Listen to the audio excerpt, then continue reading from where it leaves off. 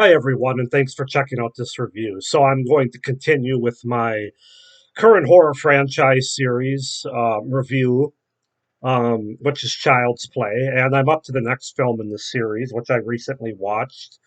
And so, I'm going to go ahead and review and give you my thoughts on that one. And that is the seventh film in the series, and that is Cult of Chucky from 2017. So yeah, it's my first time watching Cult of Chucky, or it was.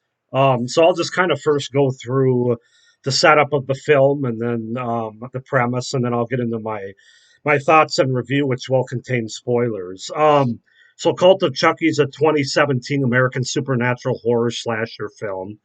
Once again, written and directed by Don Mancini, as the previous two were.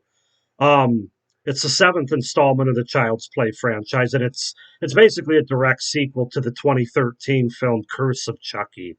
Which, if you haven't seen that, I check out my review on that film up on my channel. So, 4 years after the events of Curse of Chucky, an adult Andy Barclay, still played by Alex Vincent, still has the head of Chucky. Which, if you remember the end of Curse of Chucky, there was a post-credit scene where Chucky showed up at Andy Barclay's door, and Andy was ready for him, and he basically apparently shot the head off of Chucky. So he has the head of Chucky, which is conscious and deformed after being repeatedly tortured by Andy in retribution for his crimes. And then meanwhile we cut away to a different location. The wheelchair bound Nika Pierce has spent the past 4 years in a mental institution after being framed by Chucky for the murders of her family. Of course, Nika Pierce once again played by Fiona Dourif.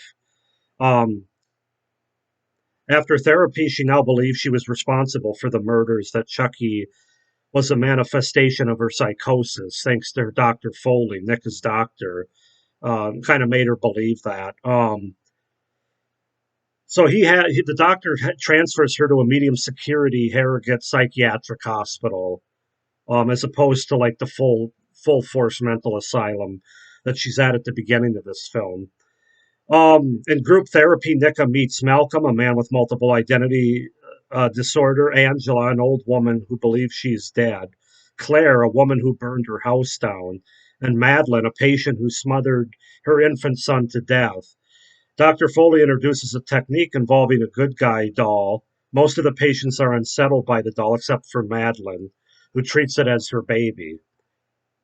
And then Nika is visited by Tiffany Valentine, once again played by Jennifer Tilly, the legal guardian of her niece Alice. She is devastated when Tiffany informs her that Alice has died, and apparently from a broken heart. Tiffany leaves Nika with a good guy doll, which she claims was a gift from Alice. So now there's two good guy dolls um, at this psychiatric hospital that they're in. And so the movie sort of takes off from there. And we have two good guy dolls, both calling themselves Chucky. And that's about as far as I'm going to go with the premise and the setup of the story.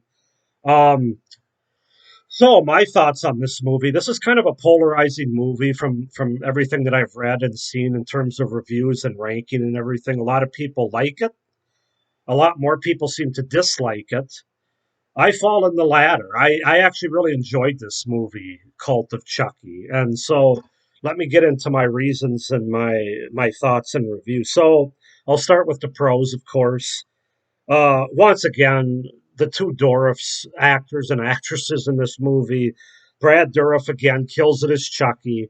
Once again, he has some great one-liners. He's still kind of creepy as Chucky. Just really, really, obviously he owns this character at this point. He's solid as always. Fiona Dourif though carries this movie. I mean, she's the best part of this movie in my opinion.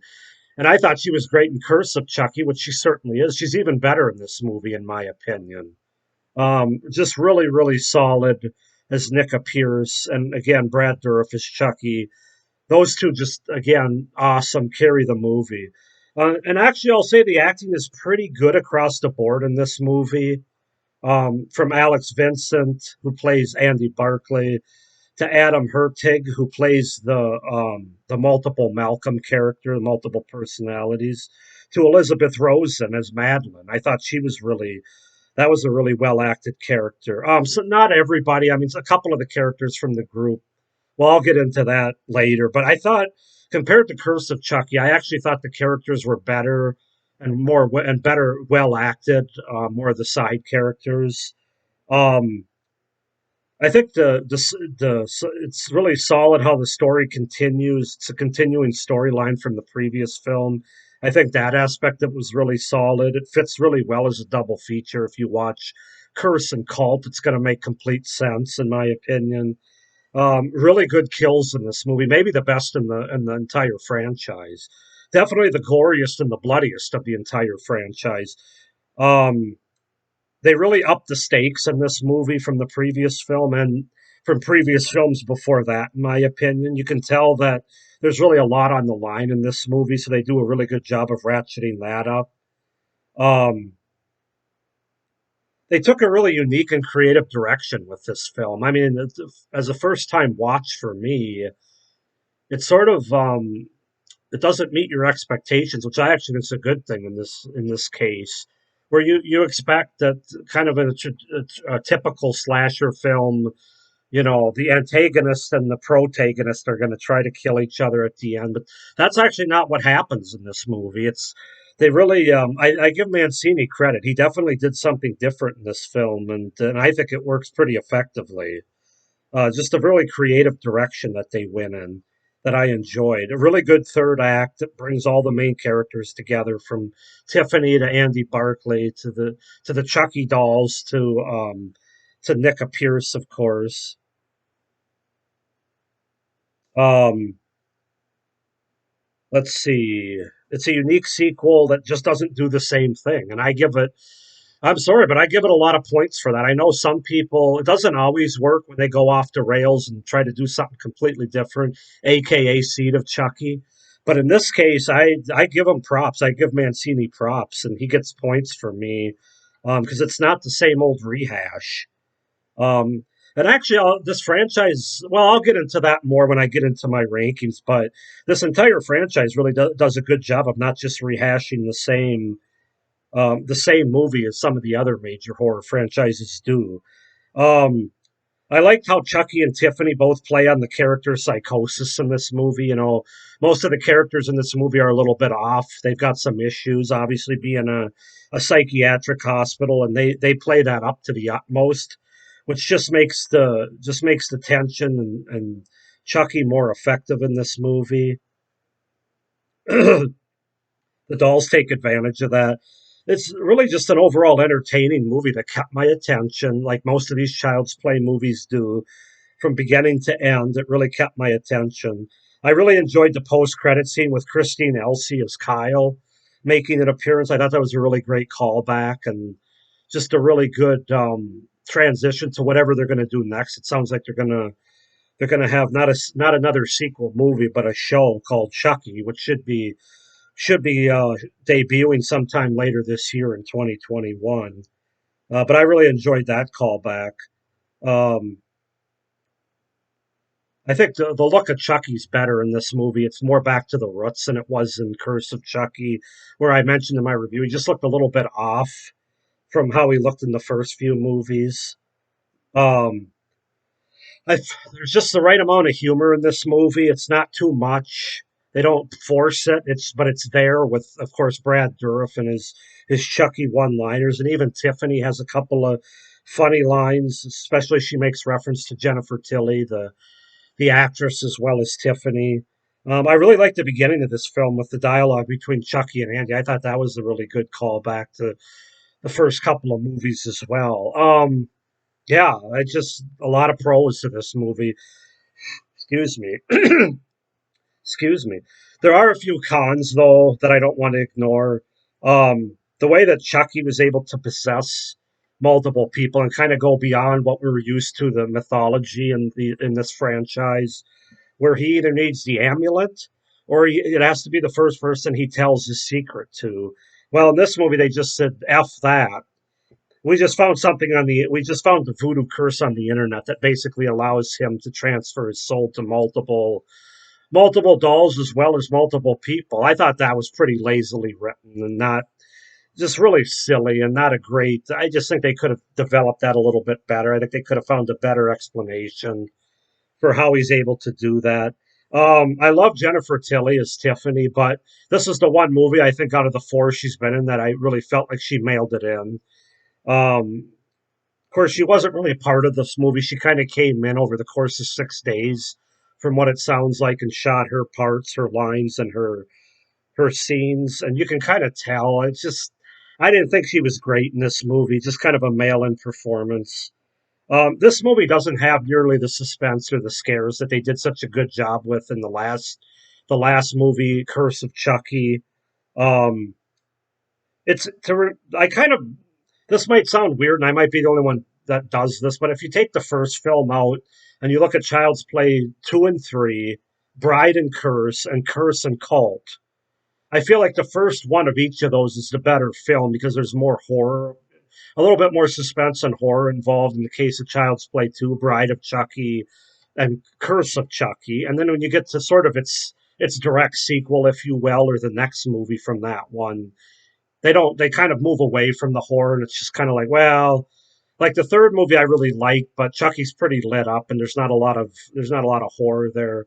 Seed of Chucky, there's definitely not a lot of horror. And I would argue this one too, they kind of moved away from the horror once again. That's just something I noticed throughout this franchise.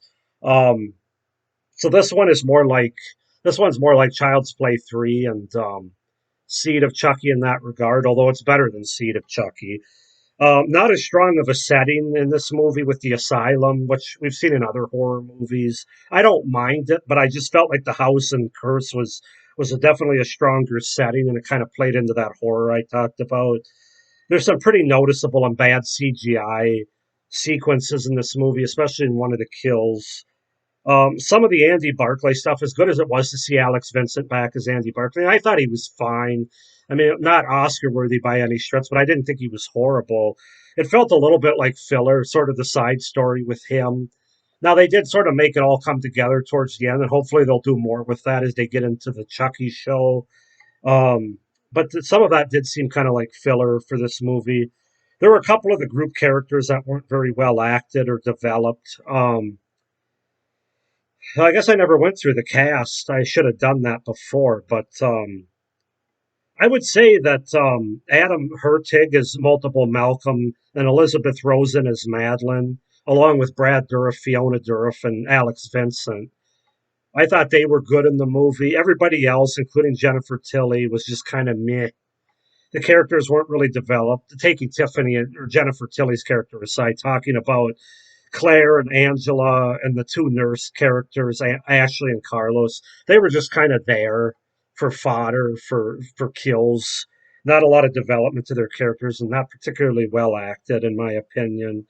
Also, Dr. Foley was sort of a cliche character with the psychologist doctor who's actually sexually abusing Nika Pierce, which is just it's so cliche and just kind of like really you really had to go there, huh?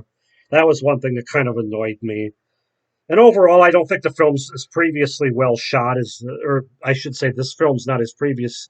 This film is not as well shot as the previous film. If I can gather my thoughts and make them come out of my mouth in the right order here. um, but other than that, like I said, I really enjoyed this movie. I know I'm kind of going against the grain. I've seen a lot of reviews where people were disappointed in this movie. I don't really get it. I mean, I guess if you're looking at it from a horror and suspense standpoint, but if you just want to be entertained, this is a good Chucky movie, and I really enjoyed the direction that they went with, sort of going against your expectations. And Fiona Dourif kills it in this movie, no pun intended. I like when she becomes sort of the possessed character at the end when she's able to get up, stand up, and walk.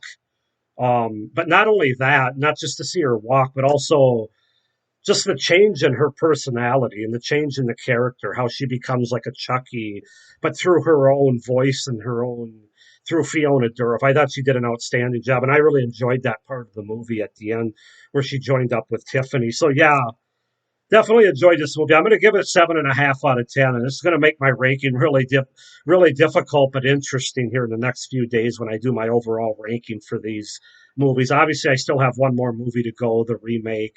But Cult of Chucky, 7.5 out of 10. Go ahead and like this video. Comment down below what you think about this movie if you've seen it, your thoughts, and go ahead and subscribe to my channel in order to see upcoming reviews as well as the ranking for all the Chucky movies and my next horror franchise review starting in July, which I will reveal in my when I do my final video on Chucky, which will be my ranking before the 30th of June. So thank you very much for watching this video. Have a great day. Bye.